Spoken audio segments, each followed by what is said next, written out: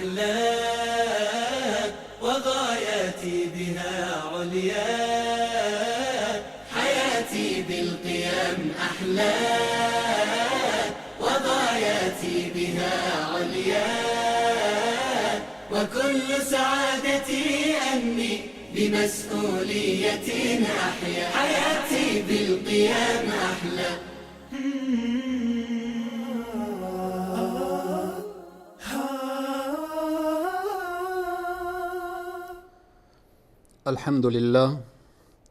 الحمد لله الذي هدانا لهذا وما كنا لنهتدي لولا أن هدانا الله، والصلاة والسلام على رسوله محمد وعلى آله وأصحابه ومن والاه. قال الله تبارك وتعالى في القرآن العظيم: فأعوذ بالله من الشيطان الرجيم.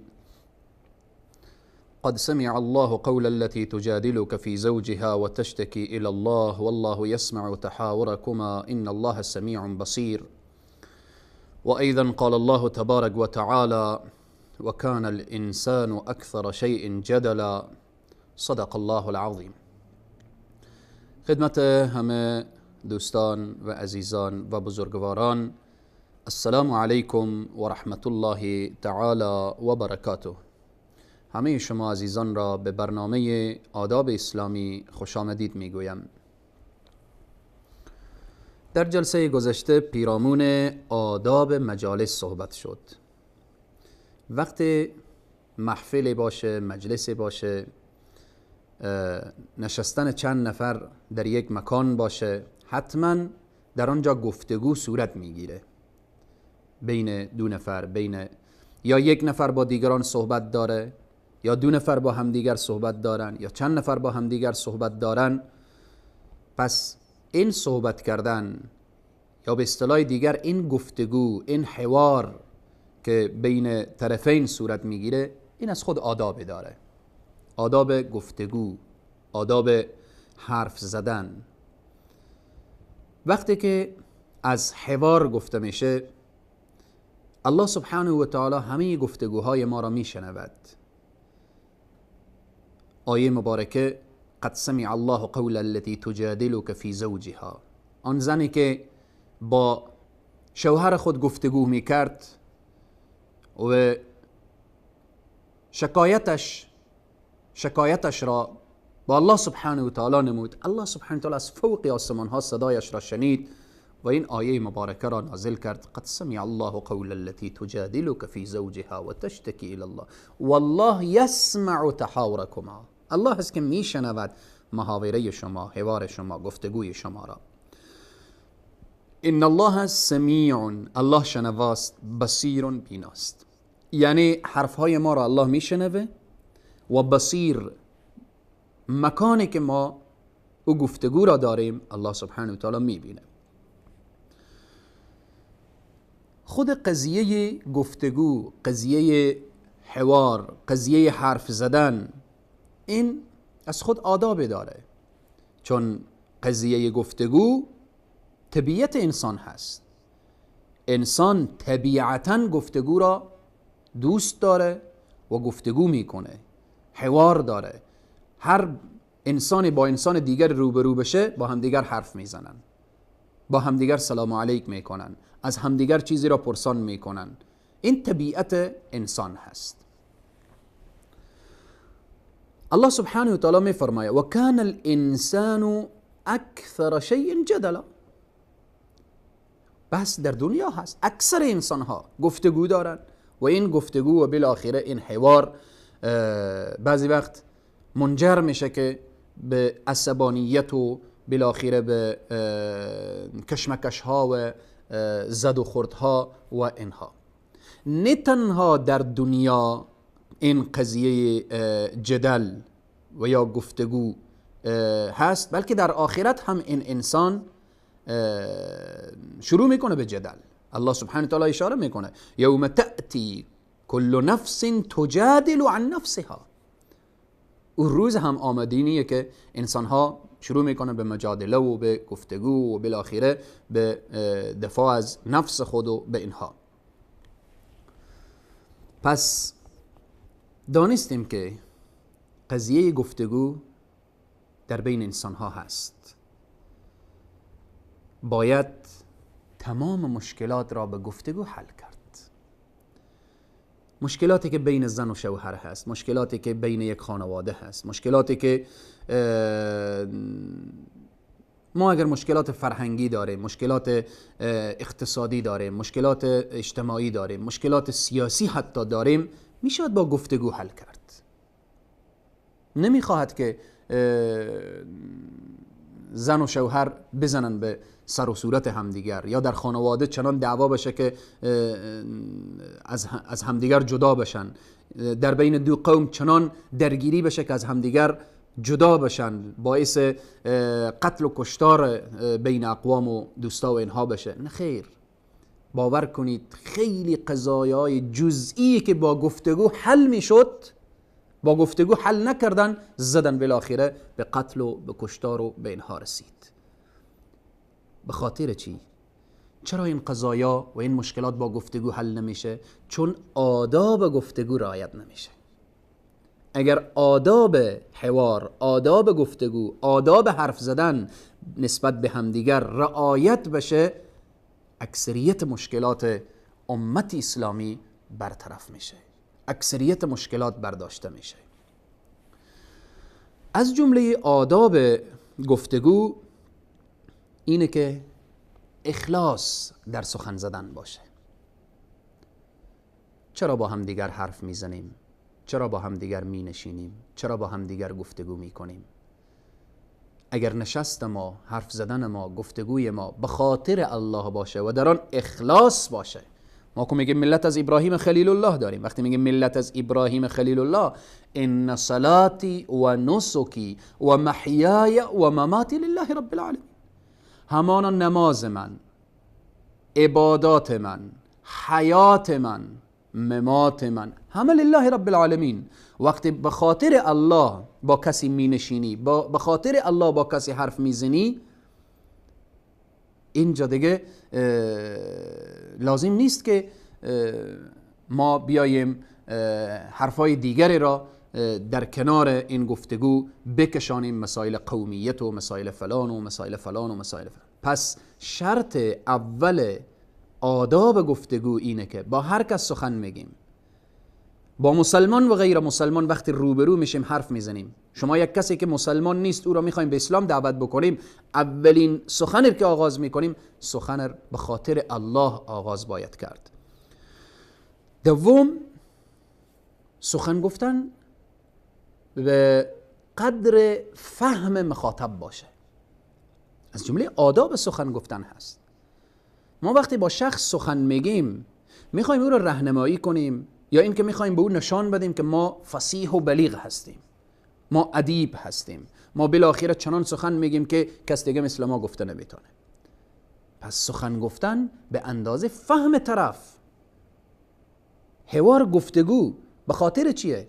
به خاطر رسیدن به یک نتیجه، به خاطر هدایت همدیگر گفتگو میشه، راهنمایی میشه، سخن گفته میشه. پس آداب سخن گفتن اینه که سخن ما به اندازه فهم مخاطب باشه. سوم، سخن نیکو و پسندیده گفته بشه. با شخص وقتی سخن میگیم آغاز سخن ما به اسلوب حسنه، به اسلوب نیک و به روشی باشه که طرف متوجه بشه که این هدف از این گفتگو غرض نداره، مرض نداره، هدف اینه که به یک نتیجه درست و صحیح برسیم. الله سبحانه و تعالی می فرماید برای حضرت موسی و حضرت هارون علیهم السلام، می فرماید اذهبا الى فرعون انه طغى فقولا له قولا لینا. بروید به طرف فرعون، متوجه باشید که او سرکشه. حالا حضرت موسی و هارون میرن که با فرعون گفتگو کنن، فرعونی که الله سبحانه و تعالی میگه انه طغى، او خیلی سرکشه. اما شما چی بگیم؟ فقولا له قولا لینا، با او که رسیدیم سخن نرم بگیم. لا اله الا الله، لا اله الا الله. الله سبحانه و تعالی دوست خور محبوبان خود را، پیامبران خود را روان میکنه پیش بزرگترین دشمن، کسی که انا ربکم الاعلی میگفت، ظالم بود، کافر بود، بالاخره انسان طغا، سرکش بود. الله سبحانه و تعالی میگه با او رسیدیم، با او سخن نرم بگیم. فقولا له قولا لینا لعله یتذکر و یخشى. امیده شاید که سخن شما با او تاثیر بکنه و بالاخره او پند بگیره، او بترسه. پس بناهن حوار و گفتگو باید سخن نیکو پسندیده و سخن نرم و ملائم باید نسبت به همدیگر گفته بشه. از جمله آداب سخن گفتن اینه که شنیدن سخن طرف به وجه احسن. وقتی طرف سخن میگه سخنش را قطع نکنید، در وسط حرفش به اصطلاح نپرید. آداب سخن گفتن همینه که سخن گفتید، بعد که طرف سخن میگه بشنوید. از جمله آداب سخن، آداب گفتگو اینه که به مجردی که متوجه شدید که خطا هستید، سهوی هستید، این حرفی که تو میگی سندی نداره، مدرکی نداره، طرف حرفش با سند هست، با مدرک هست، قولش قول صحیحه، درسته، جا در جا بپذیر، جا در جا قبول بکن. این از جمله آداب گفتگو هست. نه اینکه جهل، نادانی، با او حرفی که درست نیست، حال دانستی که حرف تو اشتباه هست، دیگه جهل نکن، دیگه پافشاری نداشته باش. از جمله آداب گفتگو اینه که حرف وقتی گفتگو میشه مشخص بشه، مشخص بشه. با همدیگر وقتی در یک محفل، در یک مجلس 2 نفر، 3 نفر، 4 نفر، 5 نفر، 10 نفر سر یک موضوع بحث میشه، دیگه این باید حدی داشته باشه، اندازه داشته باشه. اولا موضوع مشخص بشه، بعد از مشخص موضوع ساعت مشخص بشه، متوجه وقت باشیم که وقت زیاد هدر نره. این از جمله آداب سخن گفتن است. بعضی انسان ها می نشینن ساعت ها حرف میزنن، ساعت ها گفتگو دارن، نه موضوع مشخص هست، نه وقت مشخص هست، و بعد از محفل و مجلس و اینها هم که بیرون شدن، نه نتیجه معلوم شد که این سخن گفتن، این حرف زدن، این گفتگو نتیجهش چی شد. پس اینها نمیشود گفت که جز کسانی هستند که آداب گفتگو را رعایت کردن. از جمله آداب گفتگو اینه که در وقت گفتگو صدا زیاد بلند نشه، به همون اندازه‌ای که گوش میشنود به همان اندازه باید صدا بلند بشه. از جمله آداب گفتگو اینه که در وقت گفتگو، در وقت سخن گفتن توهین به همدیگر نباشه، فحش نباشه، لعن نباشه، نفرین نباشه، گفتگو باشه. خصوصا دو برادر مسلمان وقتی گفتگو دارن این با محبت باشه، با صمیمیت باشه. حتی مسلمان با غیر مسلمان وقتی گفتگو میکنه، پیرامون اسلام دین در این راستا، قل یا اهل الكتاب تعالوا الى کلمة سواء بیننا و بینکم. ببینید ولا تجادلوا اهل الكتاب الا بالتي احسن. شما وقتی گفتگو میکنید با اهل کتاب گفتگوی احسنی داشته باشید. پس به اینه که آداب گفتگو باید که رعایت بشه. از جمله آداب گفتگو اینه که قبل از این که حرف به زبان میایه باید شخص تفکر داشته باشه و تأمل داشته باشه. تفکر، فکر بکنه این حرفی که من میزنم این درست هست یا نیست، که بعدها پشیمان نشه که من با فلانی چی گفتم، چرا چنین گفتم، کاش چنین نمی گفتم. پس از جمله آداب گفتگو اینه که انسان همون حرفی که میگن 100 بار بیندیش 1 بار بینداز، که متاسفانه امروز خیلی از انسانها 100 بار میاندازن، 1 بار هم متاسفانه نمیاندیشن. که الله سبحانه و تعالی به ما توفیق بده که سخن ما سخنی باشه که با غور، با فکر، با تأمل، با تعمق سخن گفته بشه. از جمله آداب سخن گفتن، آداب گفتگو اینه که وقتی شخص حرف میزنه با مدرک حرف بزنه، مسئله را بیان میکنه با مدرک بیان بکنه، چی مسائل شرعی و چی غیره. حتی اخبار، خبری را در یک محفل، یک مجلس میخواد کسی بیان بکنه که در فلان جا فلان واقعه رخ داد، این اول فکر بکنه که آیا این سند داره، این خبر واقعیت داره یا نه، یا گوش به گوش یا دهن به دهن شده. خیلی از اخبار بین جامعه که نگاه میکنی واقعیت نداره. یک شخص در یک محفل گفته، شخص با شخص دیگری گفته، شخص با شخص دیگری، کل جامعه خبر پخش شده، خبرم هیچ واقعیت نداره. پس به اینه که ما باید متوجه باشیم. الله سبحانه و تعالی میفرماید یا ایها الذین آمنوا ان جاءکم فاسق بنبأ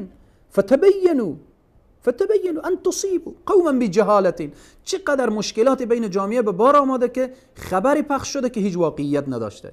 چقدر خانواده ها به هم ریخته، چقدر زن و شوهرها از هم جدا شدن و بالاخره فامیل ها، کانون گرم خانواده ها به سردی تبدیل شده با یک شایعه دروغ، شایعه‌ای که کذب بوده، دروغ بوده، هیچ اصلی نداشته، فقط با زبان به زبان پخش شده تا نتیجه و ثمره صد مشکلات داشته. پس از جمله آداب گفتگو اینه که انسان با تفکر و تأمل حرف بزنه، با سند و اسناد و مدرک حرف بزنه. از جمله آداب گفتگو اینه که وقتی که شخص گفتگو میکنه، صحبت داره، در حال عصبانی نباشه، راحت. نباید انسان عصبانی شد. انسانی که حق پذیر باشه، حقگو باشه و عصبانی نباید بشه. الا که مگر بعضی وقت اگر به خاطر خدا و به خاطر الله سبحانه و تعالی صدای بلند میشه یا بالاخره غضبناک میشه و یک بحث جداست. رسول صلی الله علیه و سلم هم بعضی وقت حرفایی که بر اینا میرسید که خوشایند نبود، چهره مبارک مثل دانه انار سرخ میشد، غضبناک میشدن. اما نه اینکه انسان حوار و گفتگویی که داره در گفتگو و حوار بیایه به مجادله و به مخاصمه و بالاخره و نهایت به محاربه، به جنگ و به اینها بپردازه. الله میفرماید ادعو الى سبیل ربک بالحکمة والموعظة الحسنه. انسان باید موعظی و حسنه باشه، گفتگوی و حسنه باشه. اگر گفتگویی داره به وجه احسن باشه. همچنین وقت گفتگو قضیه تعصب به میان نیایه. وقتی گفتگوی برادرانه باشه، گفتگویی به خاطر هدایت همدیگر باشه، نباید در این گفتگوی ما بحث تعصبیت و بحث قومیت و بحث بالاخره زبانی و نژادی و اینها مطرح بشه. اگر اینها مطرح شد آداب گفتگو رعایت نشده. از جمله آداب گفتگو، اگرچه آداب زیاد هست در بحث حوار و بحث گفتگو، اینه که هر گفتگوی ما، هر جلسه ما، هر محفل ما، هر سخن گفتن ما باید نتیجه گیری بشه. ساعتها نشستیم، 1 ساعت با هم دیگر حرف زدیم، 2 ساعت با هم دیگر حرف زدیم، 3 ساعت با هم دیگر نشستیم، نتیجه چی شد؟ چند فیصد ما از این نتیجه خوبی گرفتیم؟ این از جمله آداب گفتگو هست. سخن خود را با این آیه مبارکه ختم میکنم. الله سبحانه و تعالی میفرماید ما یلفظ من قول الا لدیه رقیب عتید. ای کسانی که شما در محافل و مجالس ساعتها گفتگو میکنید بی نتیجه، ساعتها حرف میزنید بی نتیجه، ساعتها مزاح و شوخی دارید بی نتیجه، ساعتها خنده دارید، ساعتها حرف میزنید نمیدانید چی گفتید، چی شنیدید و نتیجه چی شد. فکر میکنید که اینها ثبت نمیشه؟ الله میفرماید و ما یلفظ من قول الا لدیه رقیب عتید. کامراهای مراقب بر سر شما هست. یک لفظ از زبان شما بیرون میشه، آنها در مراقبت هست، ثبت میشه و پیشگاه الله سبحانه و تعالی. باید از کلمه خود، از حرف خود در روز قیامت جواب بدهید. و اینه که باید متوجه حوار و متوجه گفتگوی خود باشید. ما یلفظ من قول الا لدیه رقیب عتید، سوره قاف آیه 18. به اینه که چی میگن؟ میگن که متوجه زبان خود باش که زبان سرخ سر سبز را میدهد برباد. این زبان هست که رسول الله فرمودن اگر این را تضمین کردید من جنت را برای تو ضمانت میکنم. این گفتگو هست، خیلی ها را خوشحال میکنه، خیلی ها را ناراحت میکنه. خیلی دلهای شکسته را درست میکنه و خیلی دلها را میشکنه. با این زبان میشود به جنت رفت، با این زبان میشود نعوذ بالله وارد جهنم شد. الله سبحانه و تعالی بر ما توفیق بده تا اینکه آداب گفتگو، آداب حوار، آداب سخن گفتن را در تمام محافل و مجالس خود رعایت کنیم. تا برنامه بعد همه شما عزیزان و بزرگواران را به خداوند کریم و رحیم می سپارم. و السلام علیکم و رحمت الله تعالی و برکاته.